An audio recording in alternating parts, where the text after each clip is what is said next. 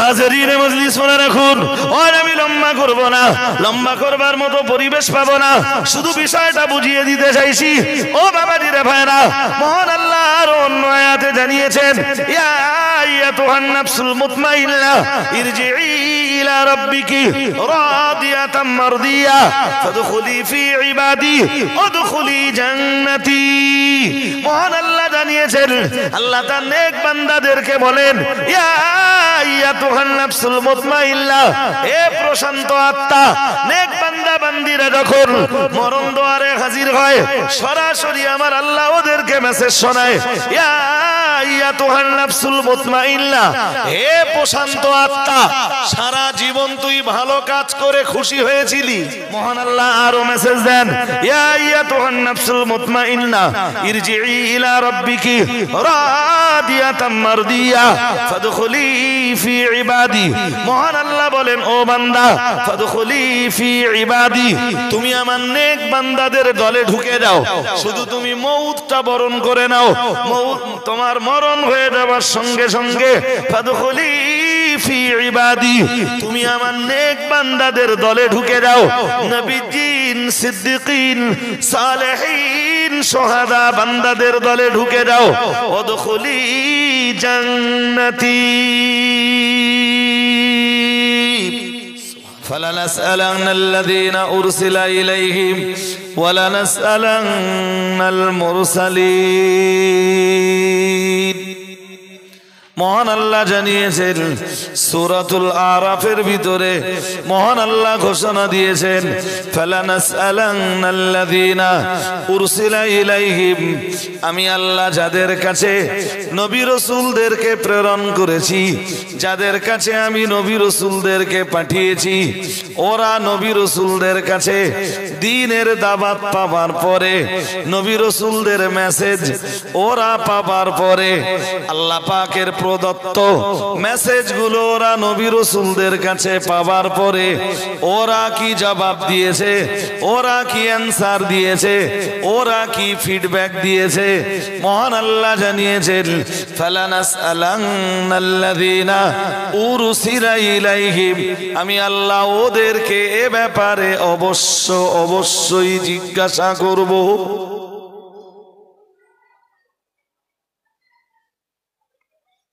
কাদের বলেন দিন? আল্লাহ বলেন, আমি যাদের কাছে নবী পাঠিয়েছি, রসুল পাঠিয়েছি, নবী রসুলদের দাওয়াত পাবার পরে তারা কি করেছে এ ব্যাপারে আমি তাদেরকে অবশ্যই জিজ্ঞেস করব, তারা দায়িত্ব ঠিকঠাক পালন করেছে কিনা।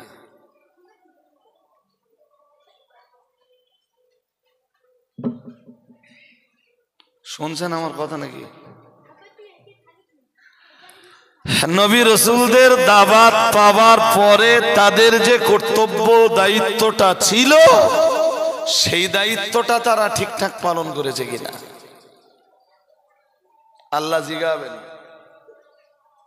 এই যে যুগে যুগে যুগে যুগে নবী রাসূলদেরকে আল্লাহ পাঠাচ্ছেন বিভিন্ন জাতির কাছে, বিভিন্ন কওমের কাছে, বিভিন্ন সম্প্রদায়ের মানুষের কাছে।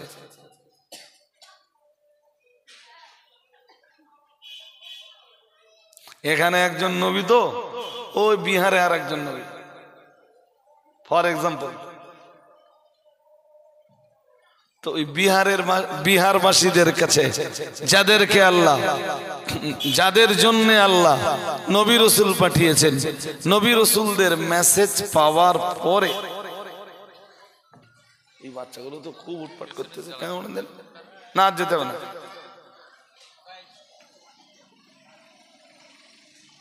এরা একটা বিরাট আনন্দ পেয়ে গেছে, বুঝছেন? ওই যে পালানো খেলা ডালা, এই মালগুলো সেই সব করতে হবে।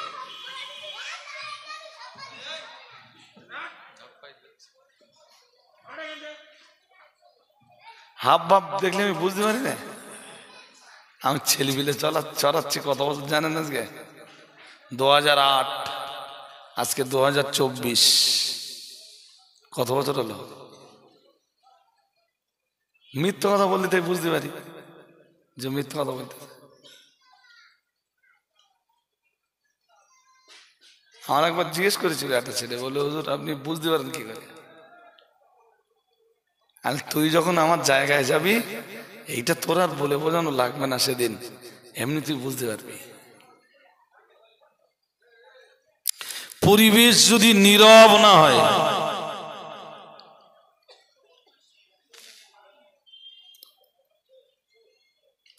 লেবাননে একজন নবী, জর্ডানে আর একজন নবী, জর্ডানে আর একজন নবী, ইরাকে আর একজন নবী, ইরানে আর একজন নবী।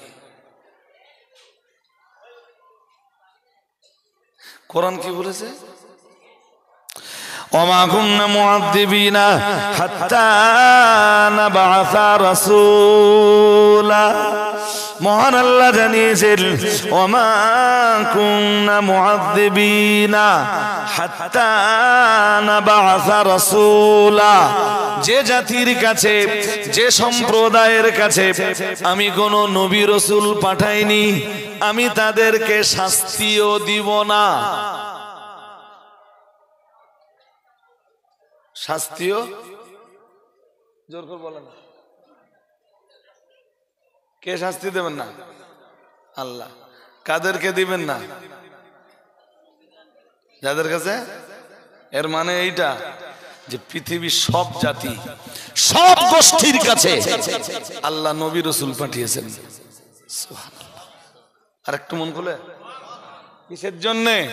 হেদায়াতের জন্য। কিসের জন্য? তাদেরকে গাইডলাইন দেওয়ার জন্য। কিসের জন্য? তাদের পথ নির্দেশিকা দেওয়ার জন্য। কিসের জন্য? যাতে নবী রাসূলরা তাদের কাছে তাবলীগ করতে পারেন।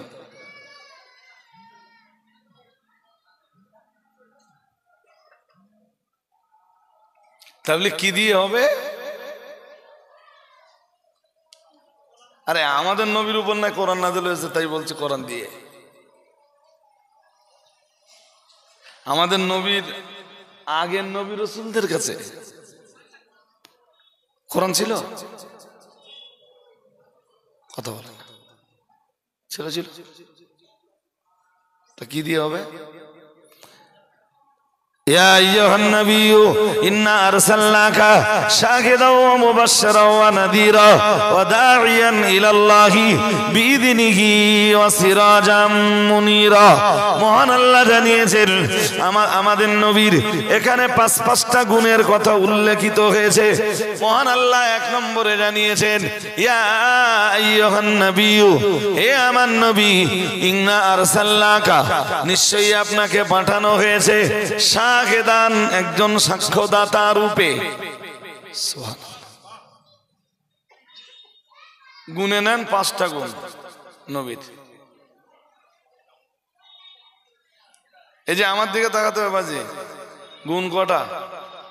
নবীর গুণ এই আয়াতে যেটা পড়ছি আমি, ইয়া আইয়ুহান নাবিয়্যু ইন্না আরসালনাকা শাহিদান ওয়া মুবাশশিরান।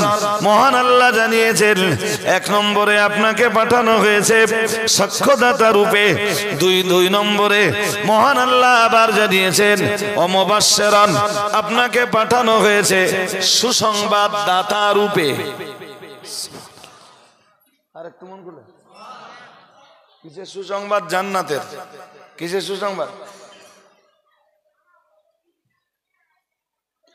নবী এসে পৃথিবীতে আল্লাহওয়ালা মানুষ যারা, কোরআন সুন্নাহের প্রকৃত অনুসারী অনুগামী যারা, বিশ্বের দরবারে দাঁড়িয়ে রাসূলুল্লাহ তাদের জন্য জান্নাতের খোঁজখবরি শুনিয়েছেন।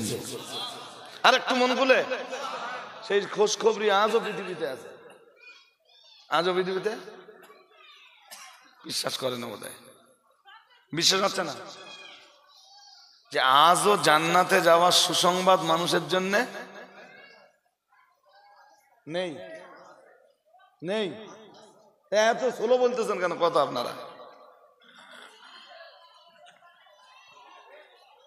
এরম যেন ভাব নিচ্ছে যে সুসংবাদ ছিল, এখন আর জানবেন রসুলের রেখে যাওয়া সেই সুসংবাদ ততদিন থাকবে পৃথিবীতে, কোরআন যতদিন থাকবে। আর একটু মন খুলে, সুসংবাদ তো কোরআনে, ওই সুসংবাদের বার্তাগুলোই তো রসুল মানুষের কাছে পৌঁছে দিয়েছেন। কেসটা তার অন্য কিছু না। আপনারা পড়বেন, আমি তো পড়ে সময় লস করাচ্ছি না আজকে। সূরা মুমিনুনের প্রথম থেকে পড়বেন। قد أفلح المؤمنون الذين هم في صلاتهم خاشعون والذين هم عن اللغو معرضون والذين هم للزكاة فاعلون والذين هم لفروجهم حافظون إلا على أزواجهم أو ما ملكت أيمانهم فإنهم غير ملومين فمن ابتغى وراء ذلك فأولئك هم العادون والذين هم لأماناتهم وعهدهم راعون والذين هم على صلاتهم يحافظون أولئك هم الوارثون الذين يرثون الفردوس هم فيها خالدون। একটু মন খুলে বলেন, কিসের সুসংবাদ? আরে বলতেছেন না কেন? বলবেন তো, কিসের সুসংবাদ? কাদের সুসংবাদ? এই সুসংবাদের মেসেজ তো বিশ্বের দরবারে বহন করে এনেছেন হযরত মুহাম্মদ সাল্লাল্লাহু আলাইহি ওয়াসাল্লাম। বিশ্বের মানুষের কাছে এই সুসংবাদের বার্তা পৌঁছে দিয়েছেন হযরত মুহাম্মদ সাল্লাল্লাহু আলাইহি ওয়াসাল্লাম।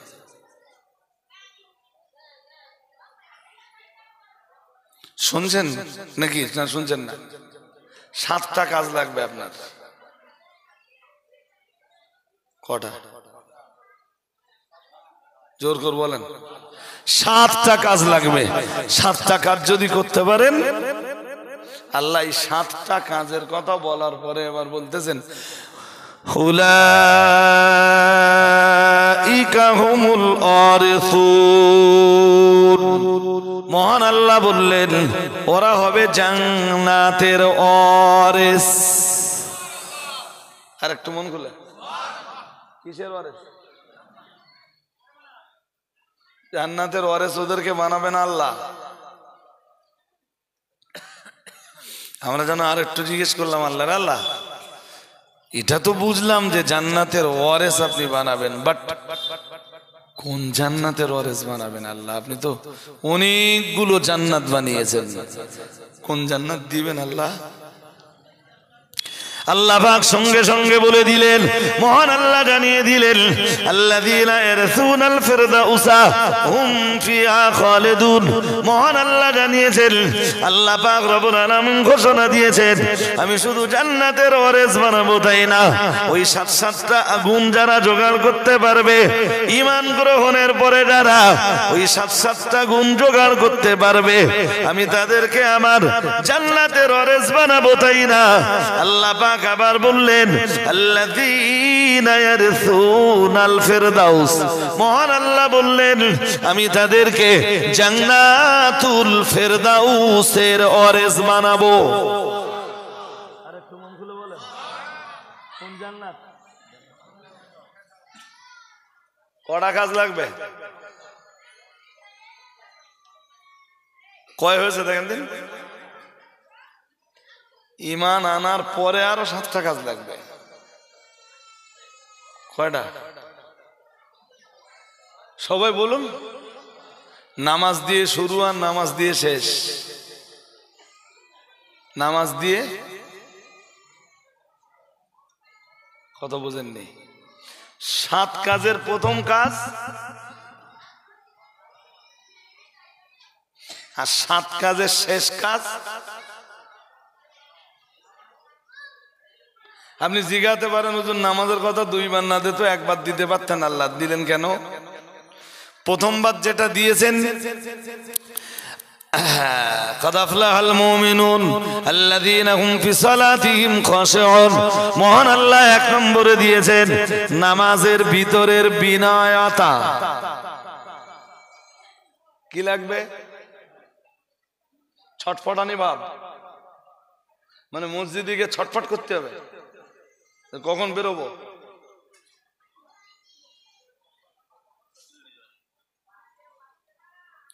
নামাজের ভিতরের ব্যস্ততা,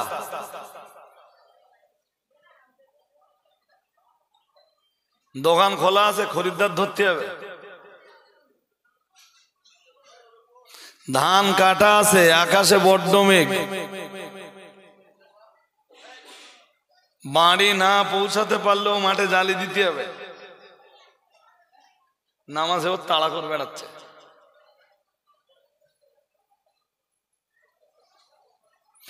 নামাজ দিয়ে শুরু মানে এখানে আল্লাহ নামাজ আদায়ও করতে বলেননি, কায়েমও করতে বলেননি, পড়তেও বলেননি। এখানে শুধু আল্লাহ বললেন লাগবে তোদের নামাজের বিনয়তা, নামাজের খুশু। খুশু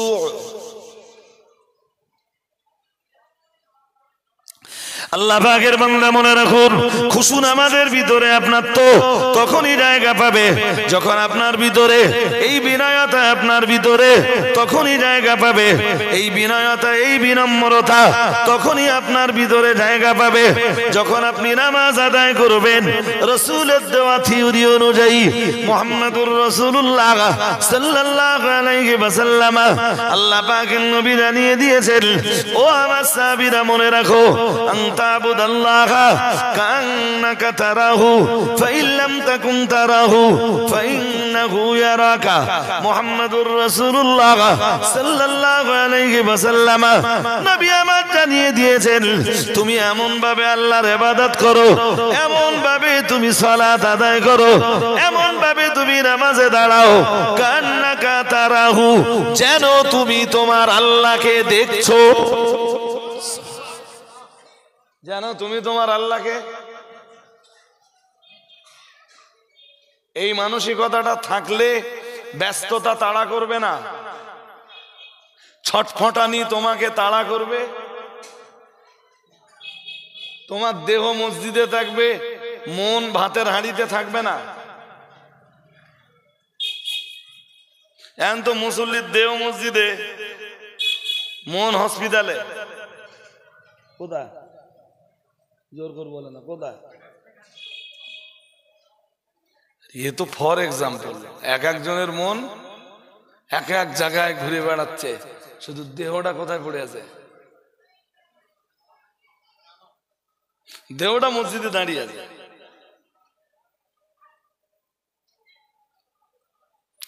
নামাজের কেরাত একটু বড় হয়ে গেলে মুসল্লিরা ইমামকে শাসায়। কোন নামাজে কি কেরাত পড়তে হবে ওটা ইমাম ভালো জানে, তুমি জানো না। তুমি মুসল্লি কি খবর রাখো কোন নামাজের কি কেরাত? তুমি কি জানো?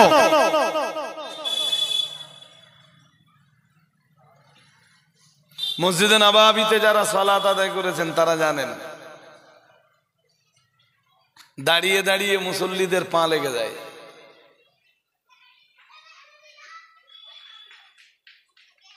শুনতেছেন নাকি? ওই নামাজ রাজবাড়িয়ায় পড়লি, রাজবাড়িয়ায় যদি এশার নামাজে মসজিদ নববীর সালাত আদায় করানো হয়, 4 রাকাত সালাতে 20 মিনিট, ক মিনিট মুসল্লি থাকবে।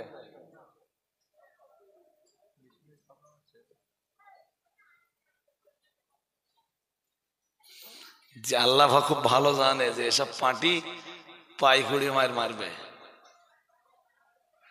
এই জন্যে জান্নাতুল ফেরদাউস পাওয়ার জন্য আল্লাহ প্রথম বাঁধনটা দিলেন, বললেন জন নামাজে দাঁড়াবি, তোর খুশু লাগবে।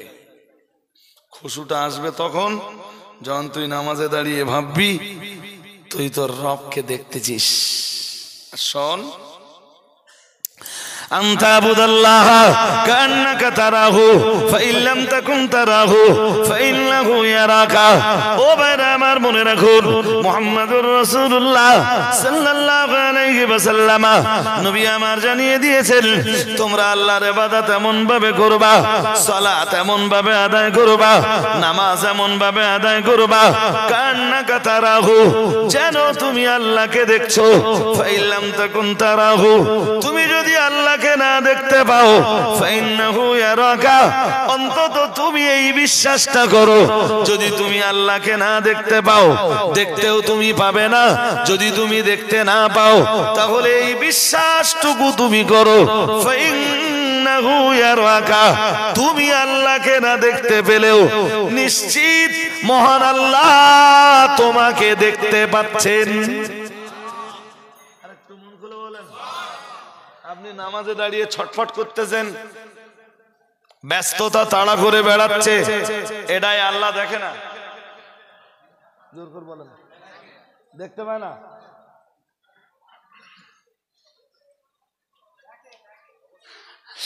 আহলুস সুন্নাহ ওয়াল জামাতের আকীদা জানেন? জানেন?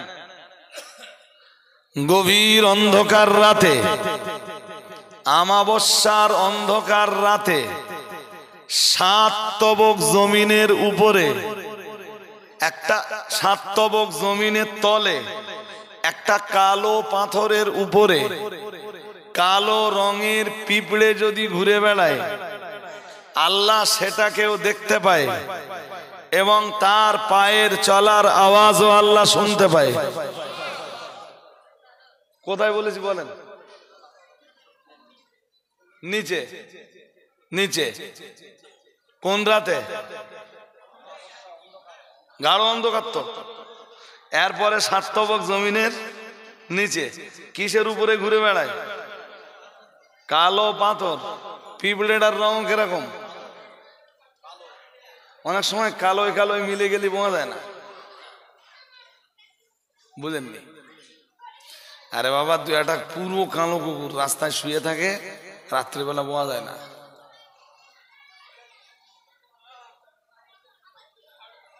অনেক সময় বাইকের চাকা উঠে যায় ওর ঘাড়ে, রাস্তাও কালো, ও দূরতে আমরা দেখতে পাই না, কিন্তু পায়কে জোর করে বলে না, পায়কে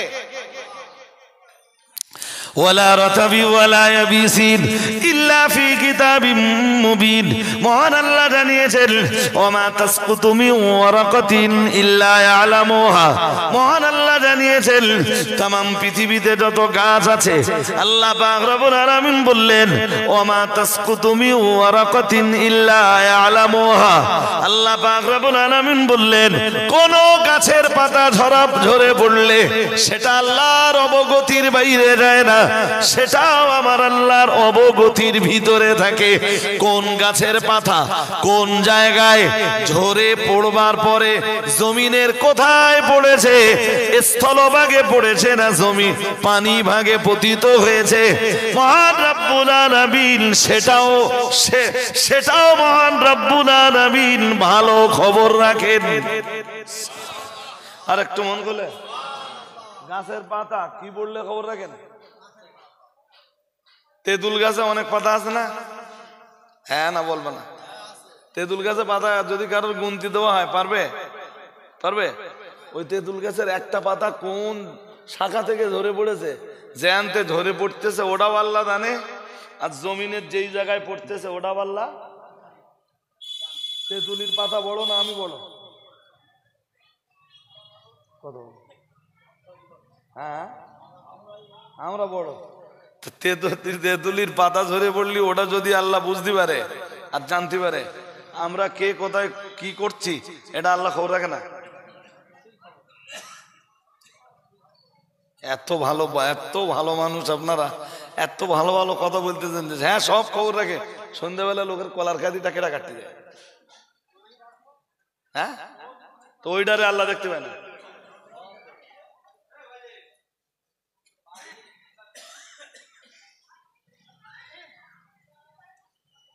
যেগুলো দেশের দৌড় ঠেলা আছে ওইগুলোরে আল্লাহ দেখতে পায় না।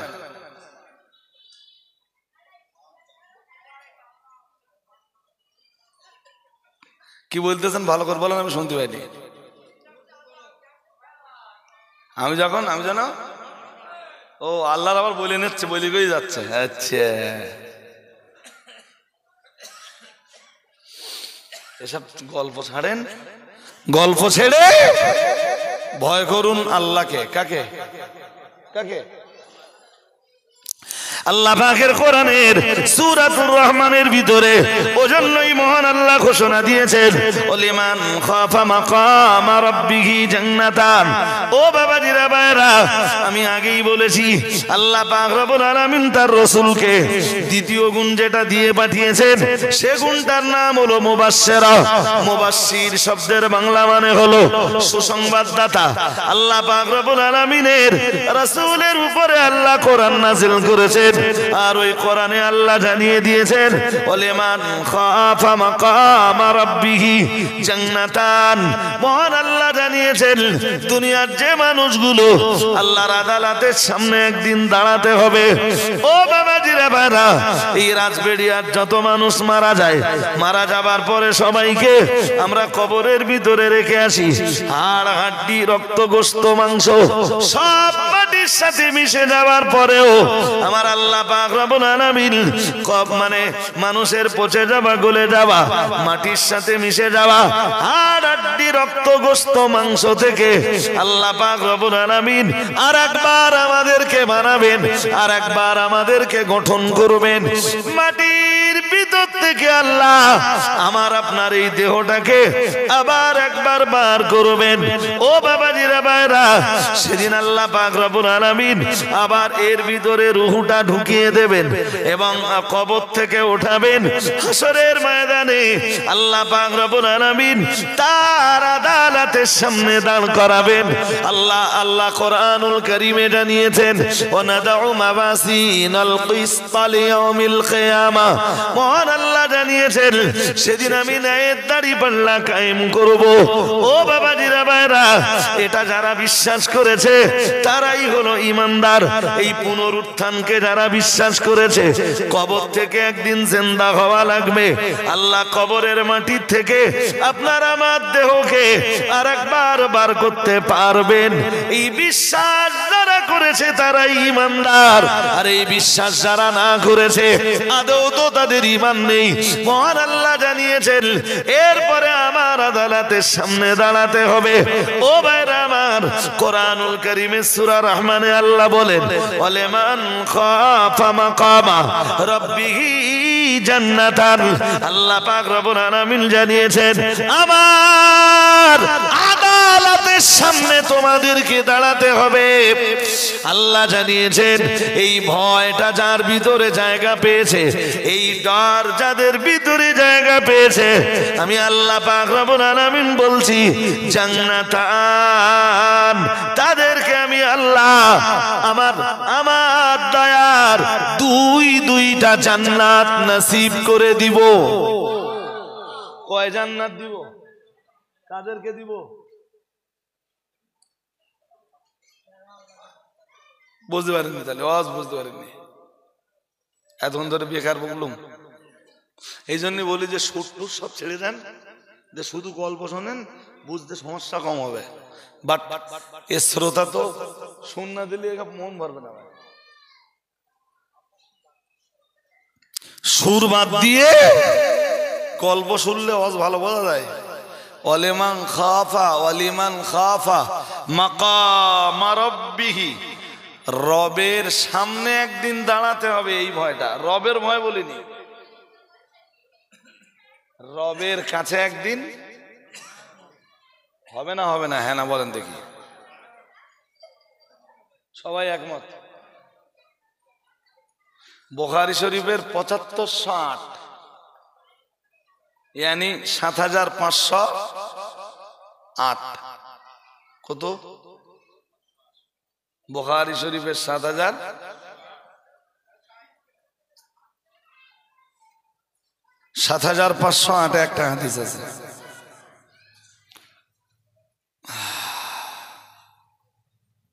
খুব দুরন্ত হাদিস।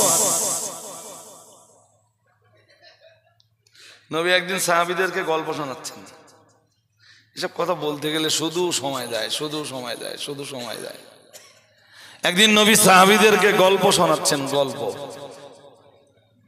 গল্প বোঝেন? আরে বাবা, এমনি তো আজে বাজে গল্প বলে। এমনি যারা গল্প টল্প শোনায় সে গল্পের কোনো মাথা মুন্ডু কিছু নেই। নবীর এই গল্প তো দুরন্ত গল্প। নবীজি একদিন পূর্ব দিনের একটা লোকের গল্প শোনাচ্ছেন। বলছেন, শোনো, জানো তোমাদের অনেক পূর্বে একটা লোক ছিল। শুনছেন?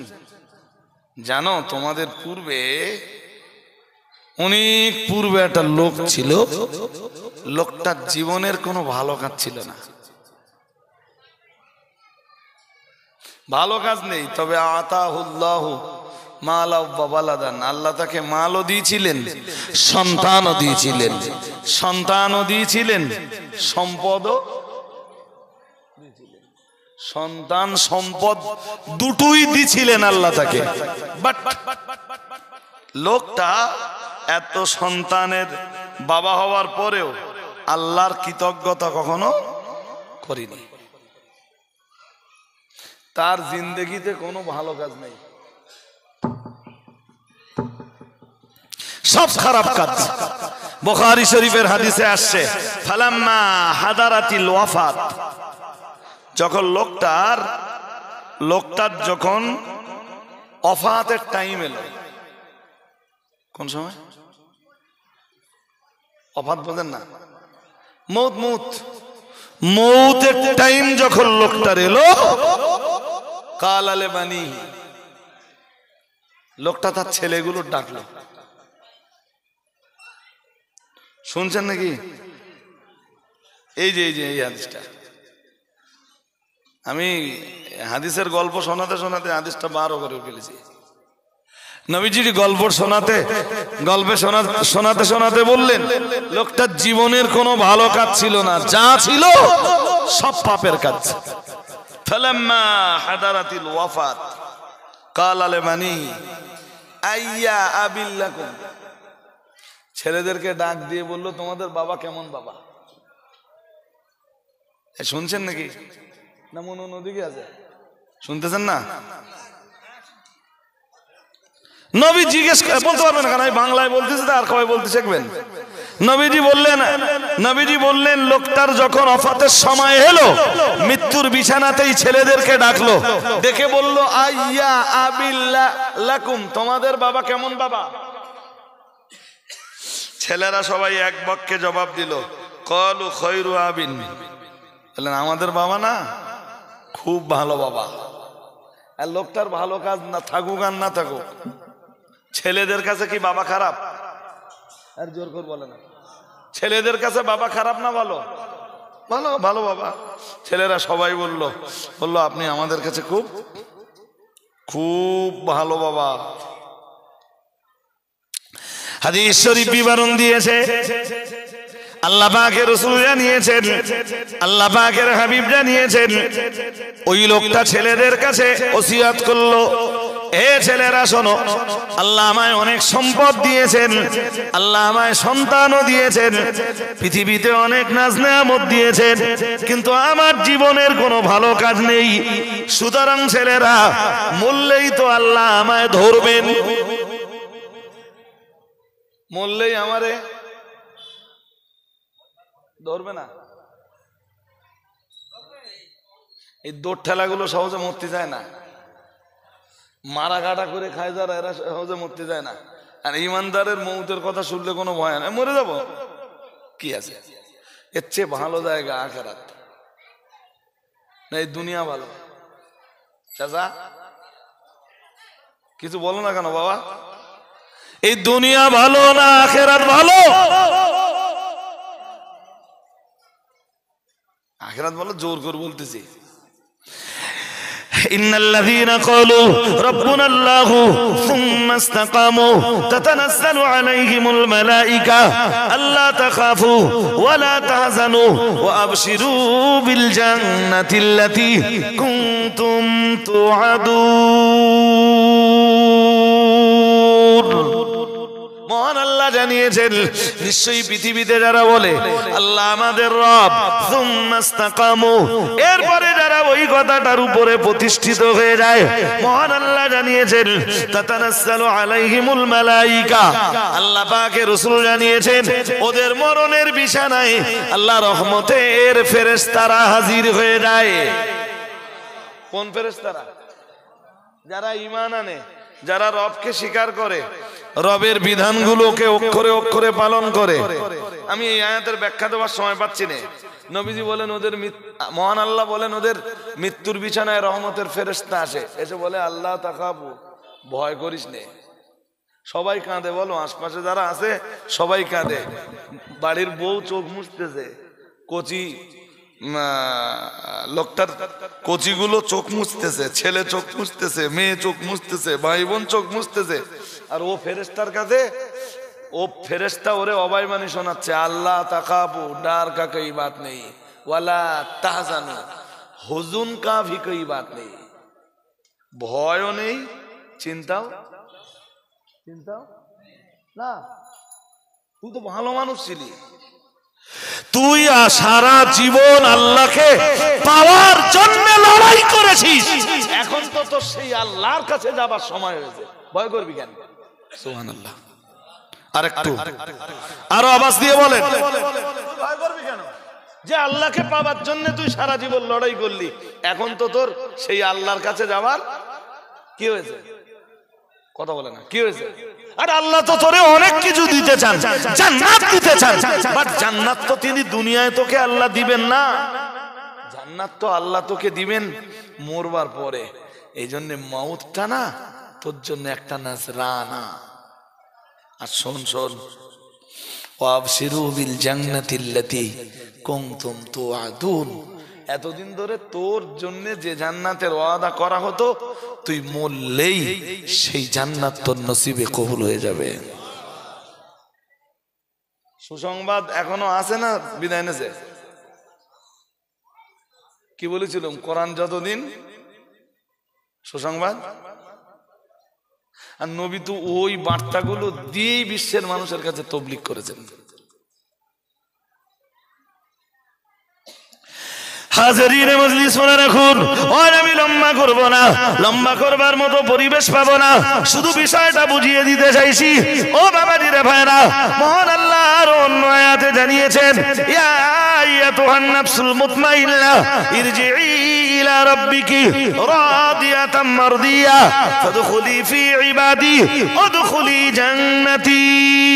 মহান আল্লাহ জানিয়েছেন, আল্লাহ তার নেক বান্দাদেরকে বলেন ইয়া আইয়াতুহান নাফসুল মুতমাইন্না, হে প্রশান্ত আত্মা, নেক বান্দা বান্দিরা যখন মরণ দুয়ারে হাজির হয়, সরাসরি আমার আল্লাহ ওদেরকে মেসেজ শোনায় ইয়া আইয়াতুহান নাফসুল মুতমাইন্না, হে প্রশান্ত আত্মা, সারা জীবন তুই ভালো কাজ করে খুশি হয়েছিলি।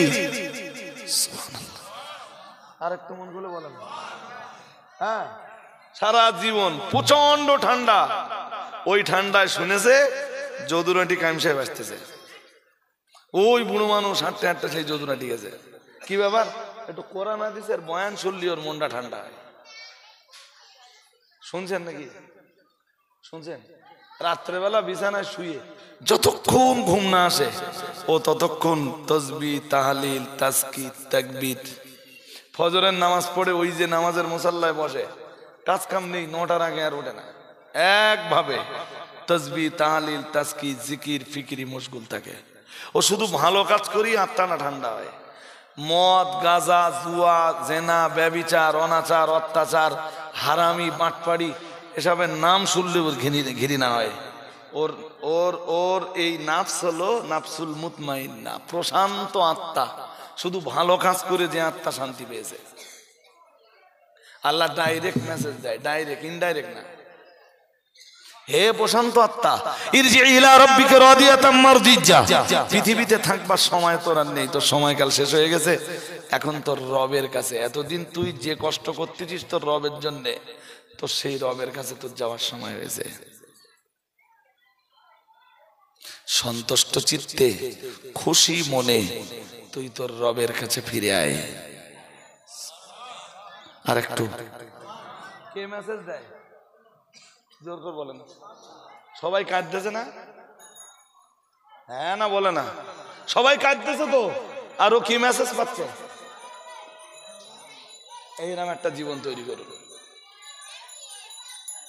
যে সবাই আপনার জন্য কাঁদবে, আর আপনি হাসতে হাসতে কালেমা পড়তে পড়তে মৌতকে তোহফা হিসাবে, নাজরানা হিসাবে গ্রহণ করবেন।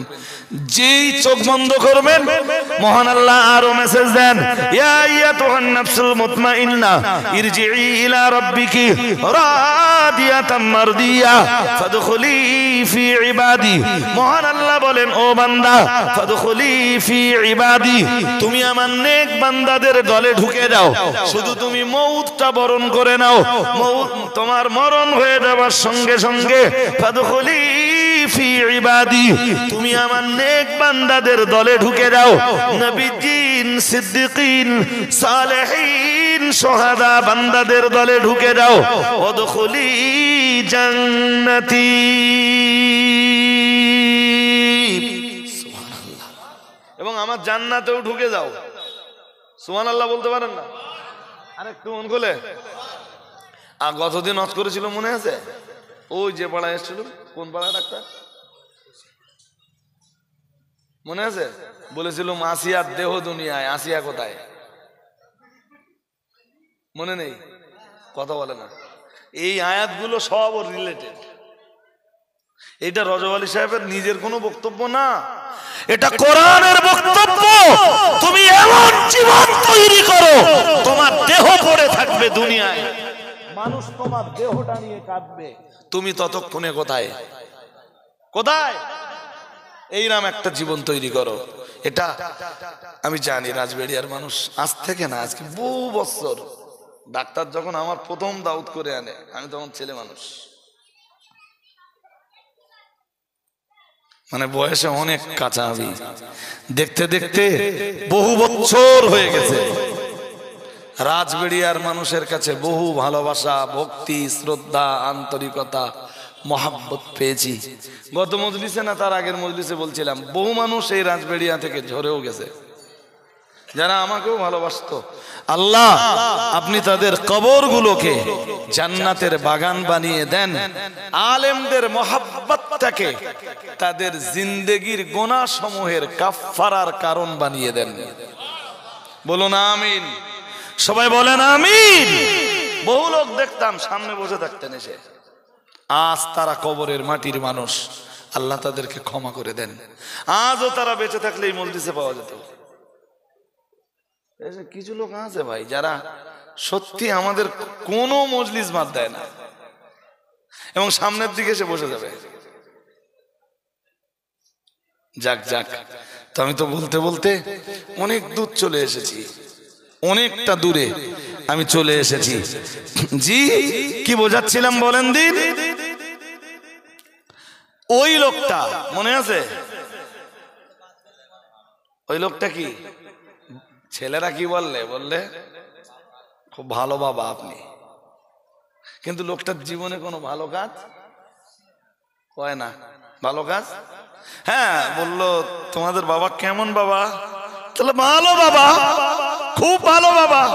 বলো শোনো, তোমাদের বাবার না জিন্দেগির কোনো ভালো আমল নেই, তোমার বাবার খুব ভয় হচ্ছে, মরলেই আল্লাহ ধরবেন, মরলেই আল্লাহ।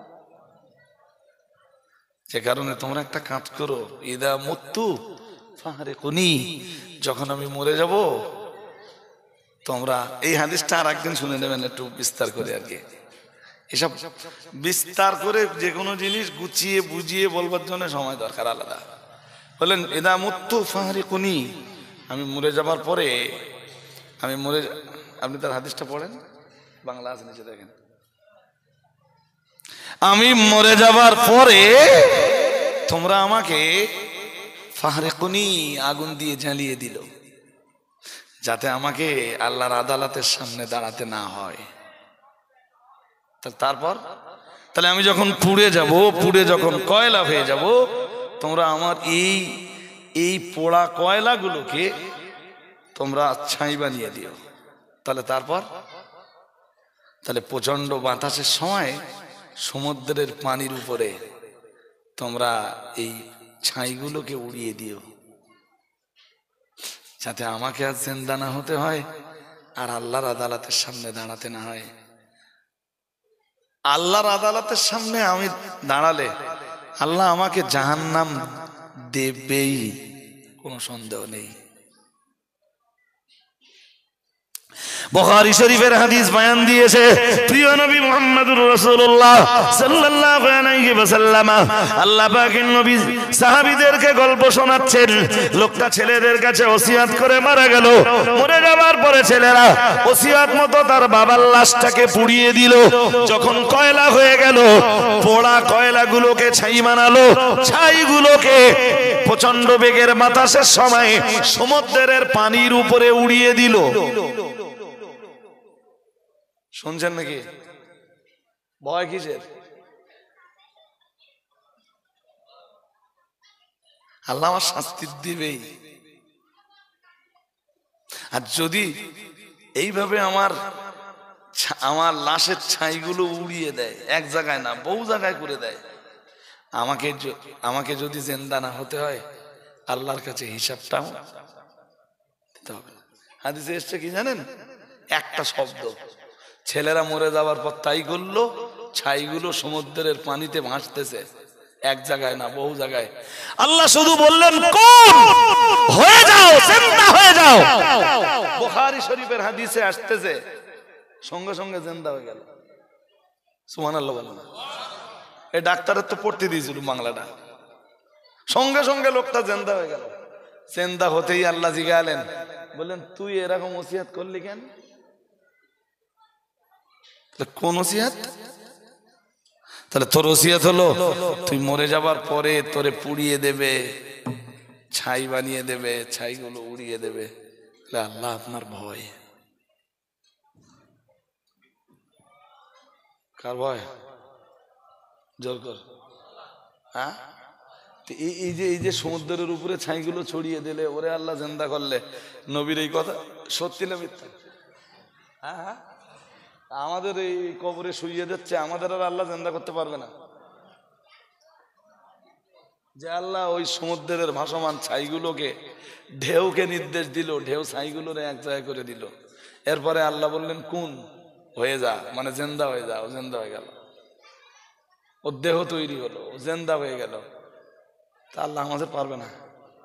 হ্যাঁ, এই জন্য ভয় করুন।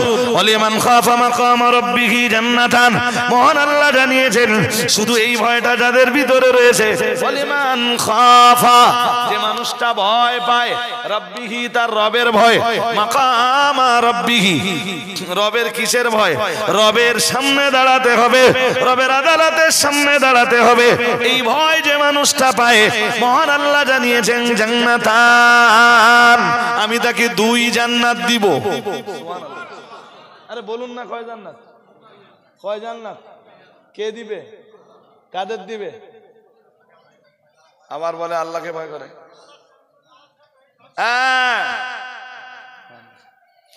যারা আল্লাহর আদালতের সামনে দাঁড়াতে হবে, এই ভয়টা যারা করে, আল্লাহ তাদেরকে কয় জান্নাত দিবে?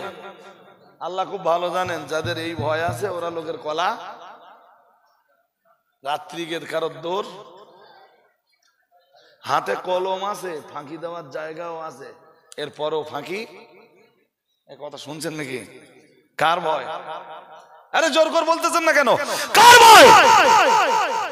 এই জন্য টোটালটা তাবলীগ হবে কোরআন দিয়ে। কি দিয়ে?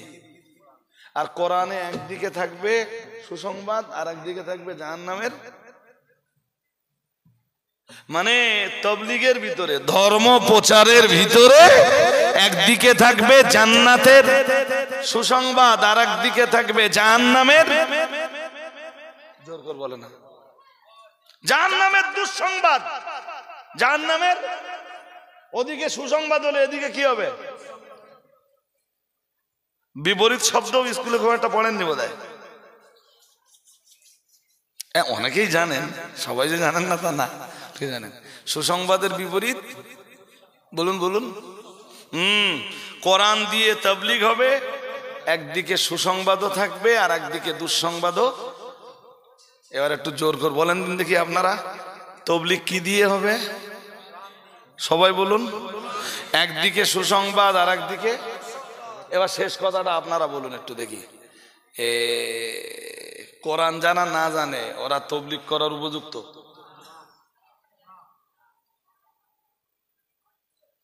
মসজিদে মসজিদে ঘুরে বেড়াচ্ছে, হ্যাঁ না কিছু বলে?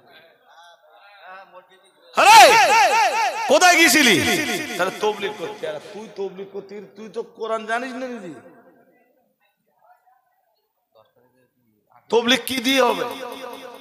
কথা কয় না। তবলিগ কি দিয়ে হবে? কোরআন দিয়ে।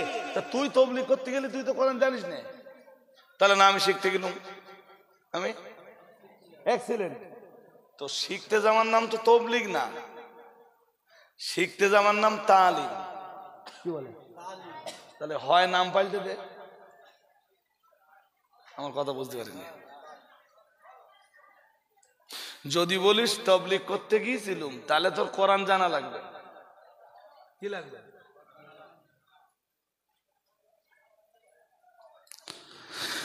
কোরআন জেনে তাই তবলিগটা কর। আর যদি বলিস না আমি শিখতে গেছিলুম, তাহলে তোর তবলিগ নাম রাখা যাবে না। কি নাম রাখতে হবে? হ্যাঁ, তুই তো শিখতে গেছিস, তখন তবলিগ হবে কেন? কি হবে? আপনাদেরও তো জ্ঞান বুদ্ধি আছে, কি হবে? ওইটা হয় নাকি কোনোদিন? বর্তমান আমাদের দেশের এই যে প্রচলিত তবলিগ, দেখুন আমি কারোর এগেনস্টে বলছি না, আমার যেন মনে হয় যে তবলিগ ভাই যারা আছে, যারা এই মূর্খ লোক কিছু জড়ো করে নে কি দেশে প্রচার দেয় যে তবলিগ করতে যাচ্ছে, একদম মূর্খ, সমাজের কিচ্ছু জানে না, তাদের নিয়ে বেরিয়ে পড়েছে। কি বলতেছে? জোর করে বলে না, সত্যি না মিথ্যে? ও কি তবলিগ করবে? ও মূর্খ লোক, ও কোরআনও পড়তে পারে না। তুমি অন্য বেরিয়েছো আর বলতে তবলিগ করতে যাচ্ছি। তুমি ঘুরিয়ে বলো, তুমি যদি লেখাপড়া জেনে থাকো তাহলে বলো যে তবলিগ আমি করব আর ওরা তালিম নিতে যাচ্ছে। ওরা অ্যাকচুয়াল যদি তালিম নেওয়ার ইচ্ছা থাকে না, বাইরে যাওয়ার দরকার নেই, তো রাজবেড়িয়াতে বসেই তালিম হয়ে যাবে আপনার। আমার কথা কি বুঝতেছেন? ভাষাগত ত্রুটি বিচ্যুতি। আজ একটা পরীক্ষা নেব আপনাদের, পরীক্ষায় দেখি রাজবাড়িয়ার লোক যেতে না হারায়। মুফতি সাহেব আসতে এখনো মিনিট 10-15 বাকি আছে, ধরে নেন 20 মিনিট। আমি একটু আজকে সমস্যায় আছি,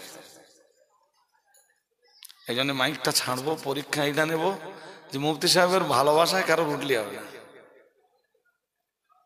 ইমাম সাহেব হুজুর এই 20-22 মিনিট কিছু কথা বলবেন, ততক্ষণে মুফতি সাহেব এসে হাজির হন। আমি তো ভাবছিলাম, ডাক্তারকে বলেছিলাম যে আমার যদি 10টায় রিলিজ দিতে পারেন তো বিরাট ভালো হয়। আমার একটা প্রবলেম আছে আজকে, সে প্রবলেম আর আপনাদের সাথে শেয়ার করতেছি না। মুফতি সাহেব এসে যাবেন সময় মতো ইনশাল্লাহ। দরুদ শরীফ পড়ুন। আল্লাহুম্মা